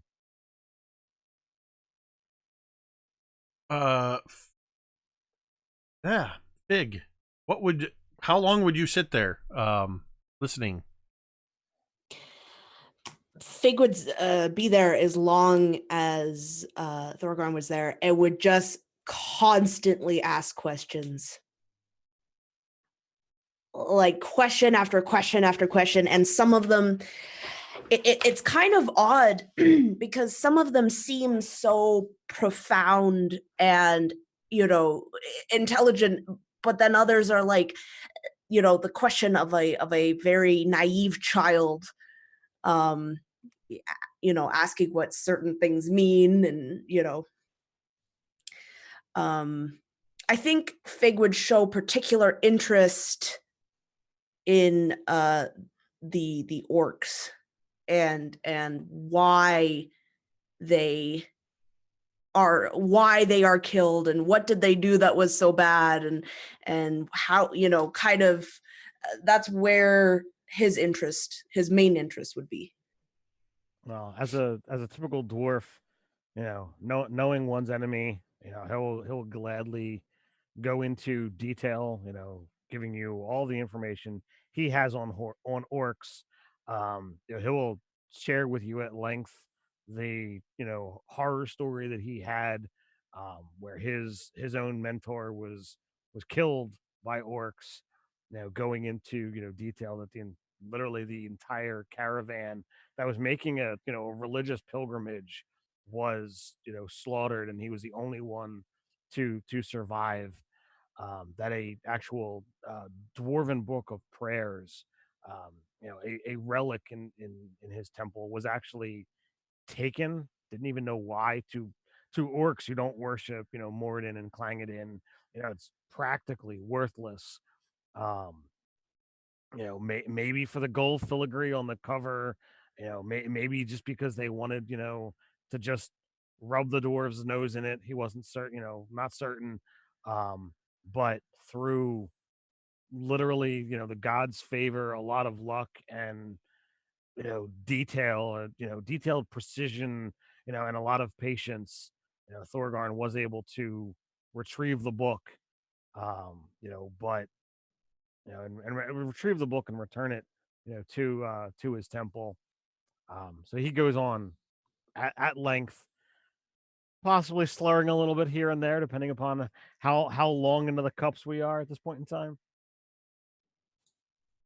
Yeah, and Fig would just be like just totally enraptured by everything you say and every little detail, and just would pick up on things, just every point. It seems like he is hanging off every word that you say. And I think that when everyone may decide to go to bed, you just see Fig just kind of, he would be the last person just to sit at the table, just kind of look around, and then he would stand, and he would just kind of start walking the streets, just kind of looking about. Oh, Cantriel would probably come back downstairs and find him and just be like, just I would have come. come on. offered as well to Fig, like as I was saying, like, okay, I'm gonna turn in. I'm like, do you sleep? Do you rest? Yes, I go through maintenance on myself. Yeah, you're more than welcome to share the room. Ah, that would be very nice. Thank you. I would like Thorgarn to make a performance check. Sure. And that die did not want to be rolled tonight. That is a 10. Fig, you have absorbed lots of information from Thorgarn regarding orcs. You have no basis for discerning what is fact, what is embellishment, and what is fueled by ale. Going forward, if you make any observations or checks directly relating to orcs, such as insight, history, those kind of things, there is a 50% chance that your information will be incorrect.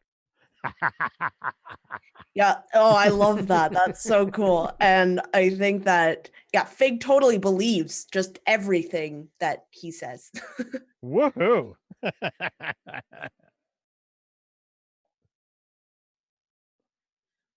What about, so Talmud went home. Cantriel, what did you do during this time? Did you go up and then you mentioned you were coming back down to China? I was just going to check and make sure that Fig ended up somewhere as opposed to just sitting in the tavern. I'll just probably head back up to my room again. Griveth, are you staying at the Griffin's nest? Are you sitting down here as they talk orc talk? What are you doing? I'm staying at the Griffin's nest. If someone will pay my way, so I have no money. But I'm gonna try to confront Cantriel on the stairs. Do you want to let him, or do you want to avoid him? No grappling on the stairs. That's not safe. Yeah, no, Oh, it's no. fine. No grappling involved. Yeah. Do you stop? You stop her? I'm trying to stop her. I mean, not physically grab you and hold you in place. It's not but a I'm trying to critical talk hug. to you. Not a critical hug. Oh, that's the thing. No, it's not a critical hug. Yeah, no, I'll stop. Yes. Okay. I say, I didn't mean to offend you. I'm really sorry. We are dear friends, and I always wanted to be that way. If you are much older than I. If someday it goes what I would hope, then I will be good with that. If it doesn't, I hope that we can be good friends and companions and warriors on these quests to save lives and do good. And I hope you can forgive me. Griveth, I'm going to give you a little bit of advice. Stop, think, then speak. Oh. Personal. I always just speak from the heart. It's hard for me. I speak from my heart, and I sometimes I get in trouble, but I don't mean it from a mean, I'm not trying to be mean or it just comes out. I'm so sorry. I know you're not trying to be mean, and I know you're not trying to be insulting or harmful or anything of that sort, but you do need to stop and think a little bit first. I promise I will. I promise I'll try. It's something I'm working on. Keep working on it. I will. And I mean it. Are you sure there isn't something in one of your pockets that's gone bad or something?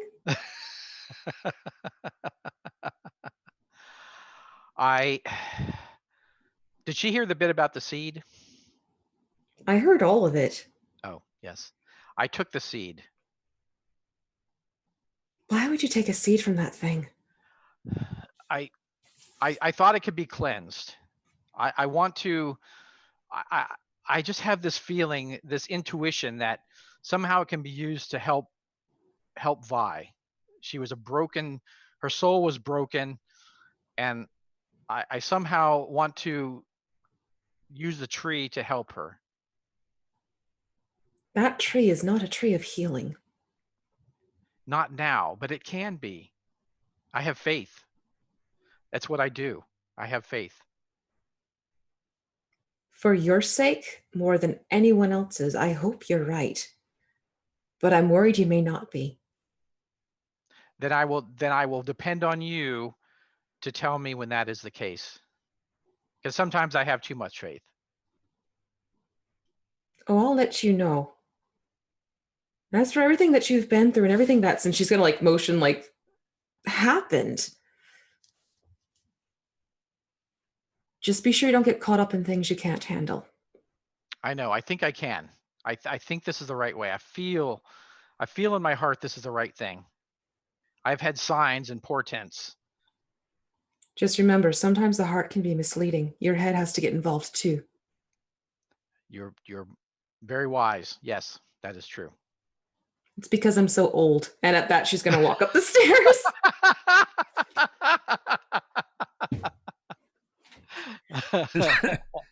So, first off, right around the time that you said the comment about her being so old, you earned multiple face palms in the chat. Facepalm emoticons or emoji. So that was fun. I believe I also saw Talmud facepalm. It is at this point everybody eventually retires,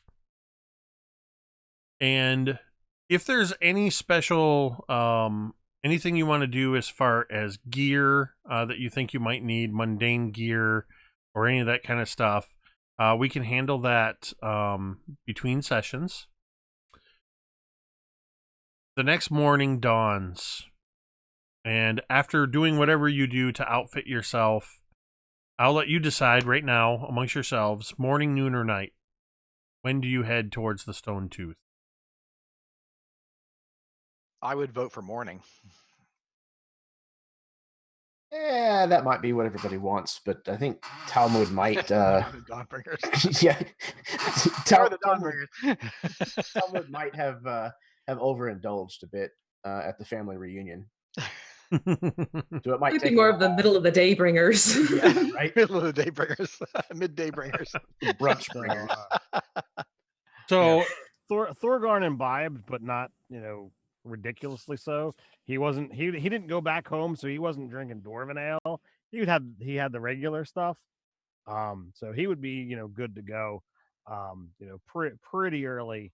I only have a couple of things that I would like to try and acquire, so I would shoot for maybe lunchtime.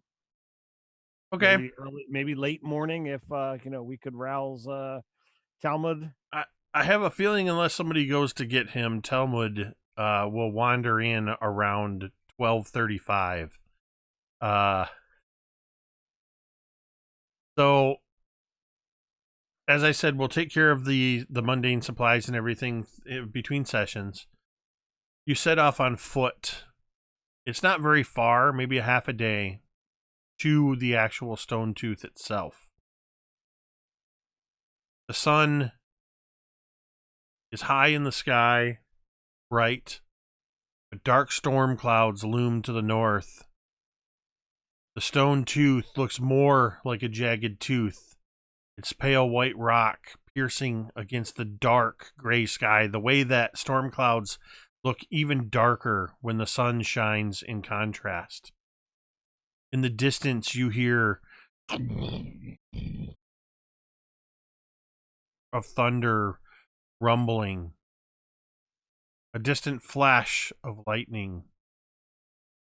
And as the camera begins to pan away, I want each of you to tell me, what shape do you see silhouetted in the clouds as the lightning flashes? Cantriel. A dragon. Talmud. I think. Damn, I was going to say dragon. It can be the same thing. Yeah, I'll go with that. A large dragon. Thorgarn. The anvil, the holy symbol of Moradin. Big.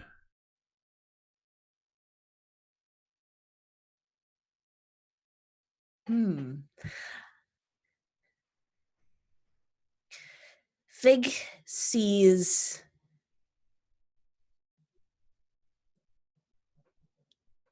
the shape of an elderly human man. Griveth. Griveth has these thoughts of the doom that is stalking this land deep in his mind, and as he sees the light flash in these dark clouds, he sees what he imagines to be like something of evil, like spreading its cloak out over the land, and as the lightning flashes, it almost seems like eyes like pierce one of the clouds, and it's like glowing eyes and some face of evil. And yeah, that's what I see. That is where we are going to end session 3. All right. I fully expected this to be an RP intense, because we had to do double duty on bringing the party together, because we did it already in the first session, but then we had to bring Griveth in and meet all these new people. Wonderfully played by everybody all around. I love the tension between new characters and old characters, as well as characters who are familiar with one another. I just love the dynamic of this group of both players and characters. I'm not going to lie, Megan, there was a small part of me that wanted you to say Fig sees clouds and lightning. Yeah. But I love that you went with the vision, but I would have loved it too if it had been Fig just sees clouds and lightning. So I do want to say, first off, before we do anything, we are, because you haven't done it yet, I want to give everybody a quick chance to tell everybody where we can find you and, what you have going on. Of course, remember, at any time you can type in a character or player's name, except for Griveth. I have to get some information from Scotty and add Griveth to the chat commands, but simply type an exclamation point and that character's name or that player's name, and you'll get some of their links. If you're watching on YouTube, that information is available down below. This video will be available on Saturday on YouTube, depending on what time I get up and remember that I have to upload the video. From my home, it takes a couple hours to get it processed through, so it's usually going to be Saturday afternoon or evening, but I usually also tweet that out.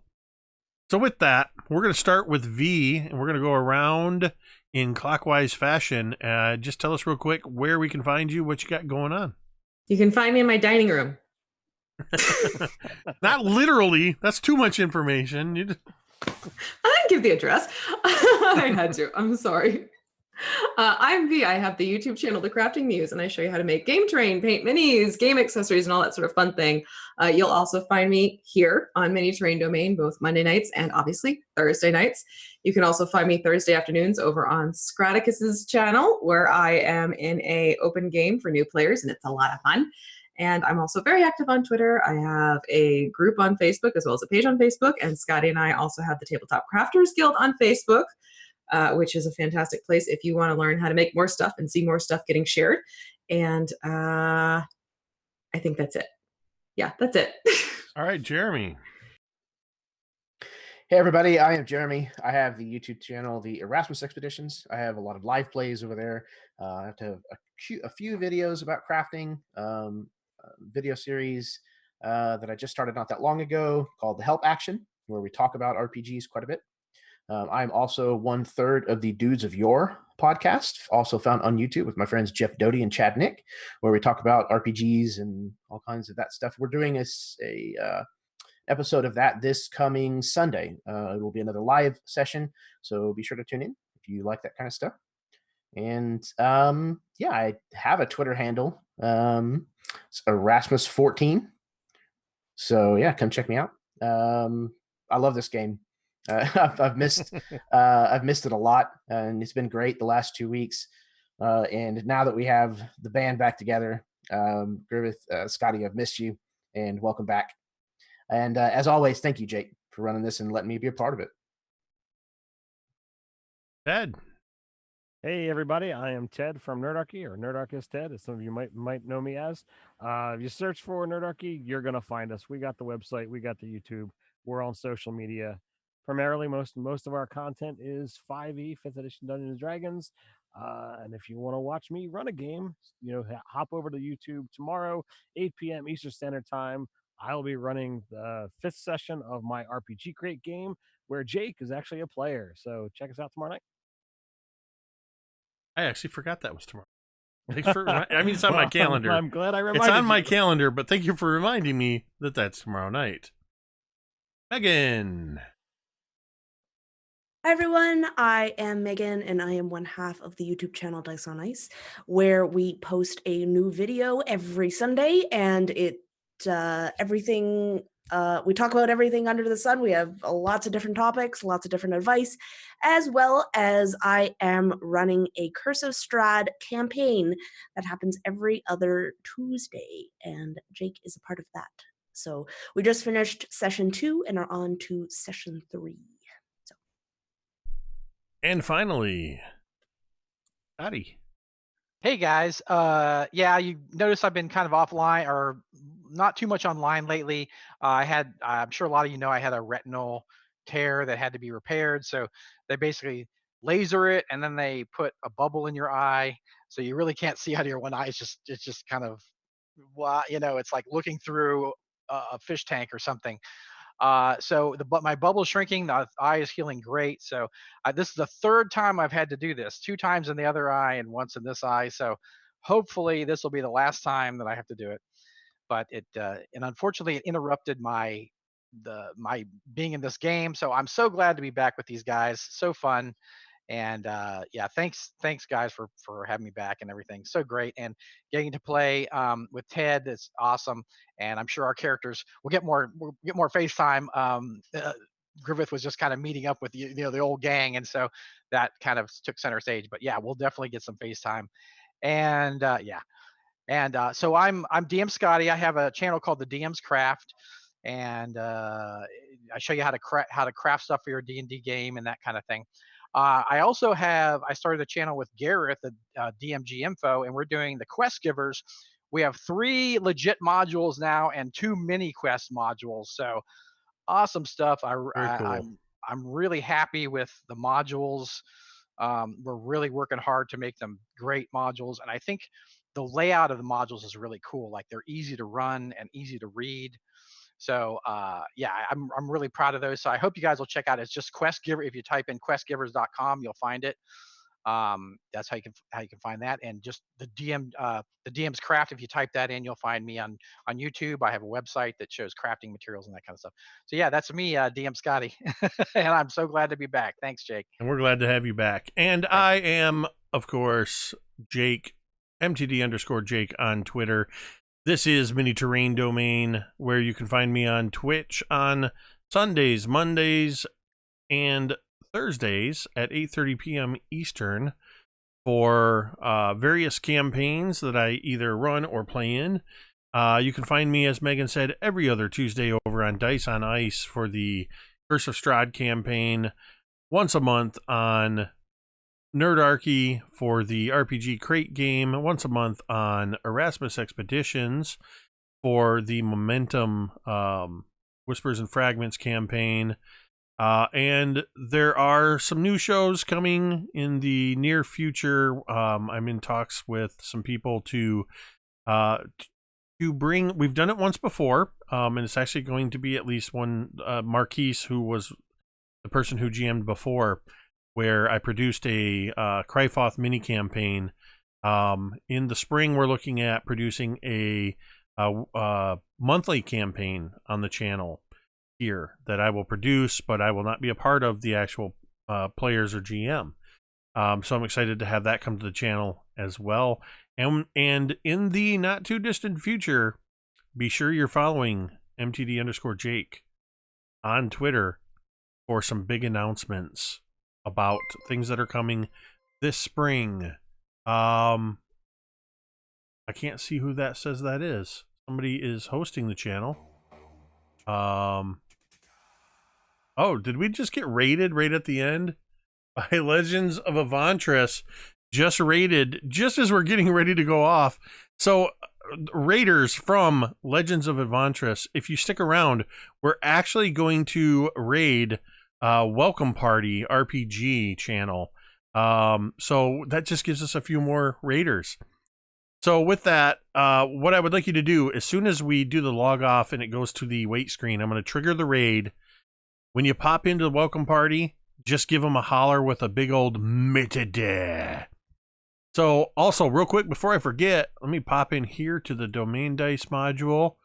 A raid earns you another domain die. So you guys got that going as well. So we are going to end the stream the same way we end every stream, and you can say it with me if you want. Omitted. Make sure I mute the right one.